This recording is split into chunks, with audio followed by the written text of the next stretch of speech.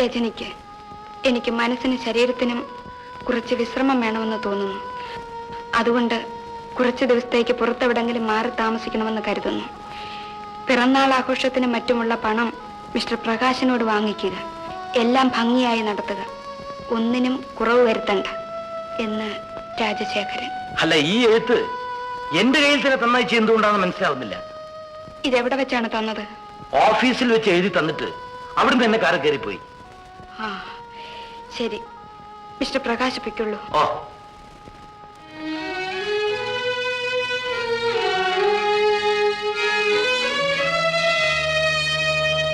രാജേട്ടൻ എന്റെ അടുത്തേക്കാണ് പോകുന്നതെന്ന് രജനി ചേച്ചിക്ക് അറിയാമോ?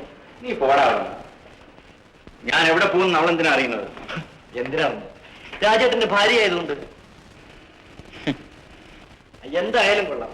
രാജേട്ടൻ ഇവിടെ ഉണ്ടെന്ന് ഉടനെ ഞാൻ രജനി ചേച്ചിക്ക് ഫോൺ ചെയ്യും. അതോടെ നമ്മൾ തമ്മിലുള്ള ബന്ധവും അവസാനിക്കും.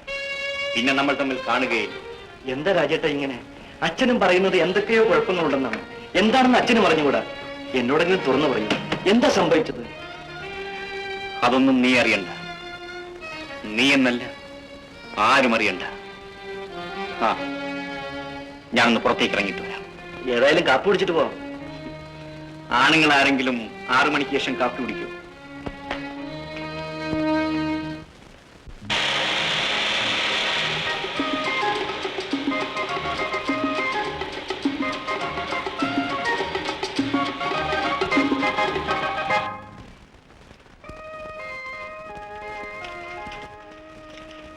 സാറേ, പുതിയതാണ് കേട്ടോ. ഓ, അതൊന്നും സാരമില്ല.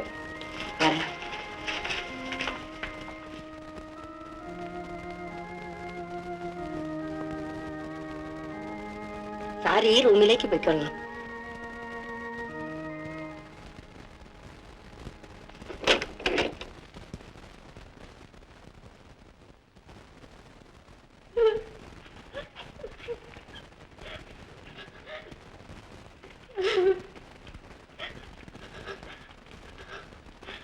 എന്താ ഇങ്ങനെ ഇരിക്കുന്നത്? എഴുന്നേൽക്കൂ. ഭയപ്പെടുകയൊന്നും വേണ്ട. ഞാനും ഒരു മനുഷ്യനാണ്. അമ്മണിക്കുട്ടി, രാജേട്ടൻ, നീ എങ്ങനെ ഇവിടെ വന്നു? കരയാതെ കാര്യം പറയൂ. എന്ത് സംഭവിച്ചു? എന്നെ ഇവിടുന്ന് എങ്ങനെയെങ്കിലും ഒന്ന് രക്ഷിക്കണം. ഇല്ലെങ്കിൽ ഞാൻ ഇവിടെ കിടന്ന് മരിച്ചാലോ. നീ എങ്ങനെ കുരുക്കിലാകപ്പെട്ടു അത് പറയൂ. ഞാനിവിടെ ഒരിടത്ത് വീട്ടുജോലിക്ക് നിൽക്കുകയായിരുന്നു. രാത്രിയിൽ ആ വീട്ടുകാരൻ എന്റെ മുറിയിൽ കയറി വന്നപ്പോൾ ഞാൻ ഇറങ്ങി ഓടി. അവസാനം വന്ന് കയറിയത് ഇവിടെയാണ്. ഇതൊരു ചീത്ത വീടാണെന്ന് പിന്നീടാണ് അറിയുന്നത്. ഇവിടെ നിന്ന് രക്ഷപ്പെടാൻ ഇവരൊട്ട് സമ്മതിക്കുന്നുമില്ല. രാജേട്ടൻ, എങ്ങനെയെങ്കിലും എന്നെ രക്ഷിക്കണം. ശരി, നിന്നെ ഞാൻ ഇവിടെ നിന്ന് രക്ഷിക്കാം. നീ എന്റെ വീട്ടിലേക്ക് വരുമോ? അയ്യോ, അതെന്തിന്? എന്തിനുമാകട്ടെ, നിന്റെ സഹോദരനെ പോലെ എന്നെ കരുതിയാൽ മതി. നീ വരുന്നു? ഞാനങ്ങനെ ഒറ്റയ്ക്ക് അവിടെ വന്ന് കയറുന്നത് ശരിയാണോ? ശരിയും തെറ്റും പ്രശ്നമല്ല. നിനക്കെന്നെ സഹായിക്കാൻ കഴിയും. എന്റെ സഹോദരി പോലെ നിനക്ക് എന്നോടൊന്നിച്ച് അവിടെ വന്നുകൂടെ? രാജേട്ടാ, ഇനി ആലോചിക്കാനൊന്നുമില്ല. ഇവിടുത്തെ വീട്ടുകാരിക്ക് കുറെ പണം കൊടുത്താൽ അവർ നിന്നെ എന്നോടൊന്നിച്ച് അയക്കും. നീ വരാൻ തയ്യാറുണ്ടോന്ന് മാത്രം പറഞ്ഞാൽ മതി. രാജേട്ടാ, എന്താ, സമ്മതിച്ചു? പറയൂ, പറയൂ. ശരി, ഞാൻ വരാം.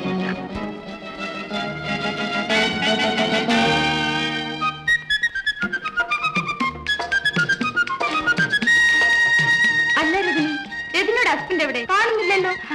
ഇപ്പൊ വരൂ.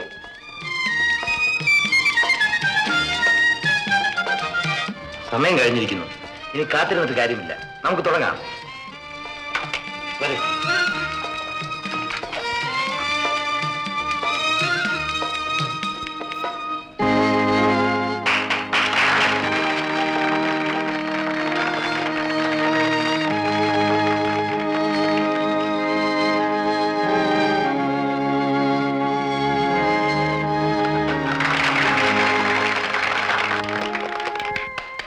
ആരവിടെ?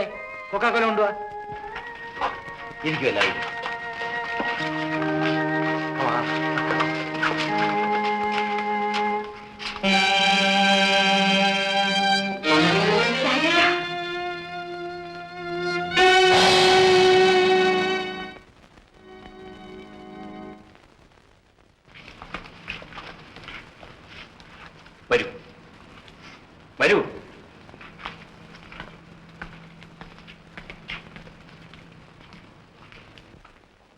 ഇതാരാ ഇതിനി?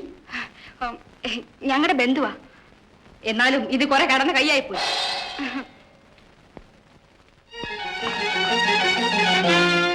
നീ ഏതാ പെണ്ണെ? ചോദിച്ചത് കേട്ടില്ലേ? നീ ഏതാണെന്ന്? ഞാൻ പറയാം.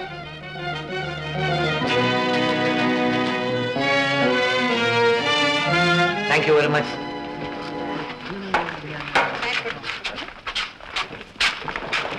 ആ പെണ്ണേതാ?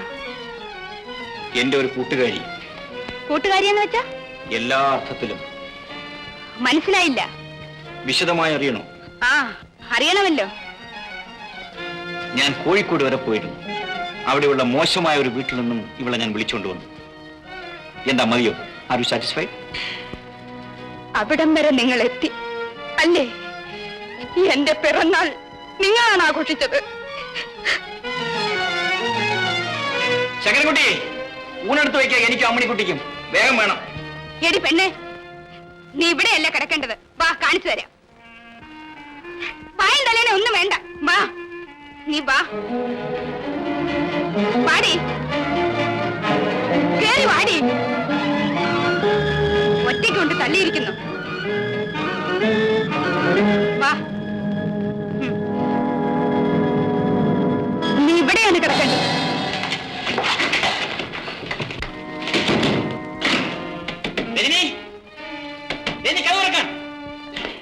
ശങ്കരൻകുട്ടി, മധുവിമ്മേ,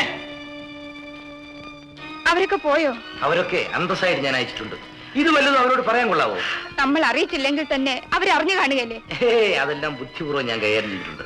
സാർ എന്ത് വേണമെങ്കിലും ചെയ്യട്ടെ, ഒന്നും പേടിക്കണ്ട, എല്ലാത്തിനും ഞാനുണ്ട്. ആ ഒരാശ്വാസമേ ഉള്ളൂ. എന്ത് വേണം പറഞ്ഞാൽ മതി. മരിക്കണം.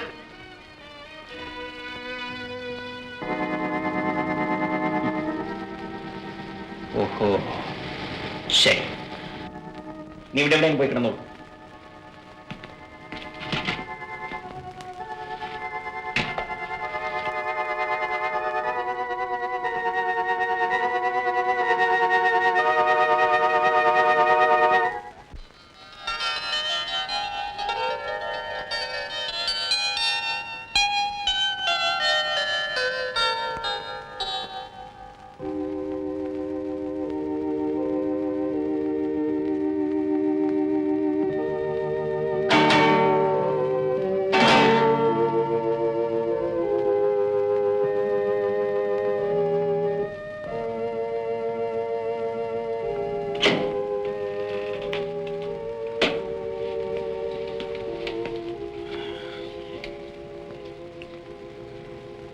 എന്താ, തൃപ്തിയായോ?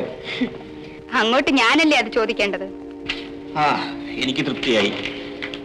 എനിക്ക് തൃപ്തിയായി വരുന്നതേ ഉള്ളൂ. ശരി, നടക്കട്ടെ. ആ, അത് വേണ്ടതുപോലെ നടന്നോളൂ. ആരുടെ അനുവാദം എനിക്ക് ആവശ്യമില്ല.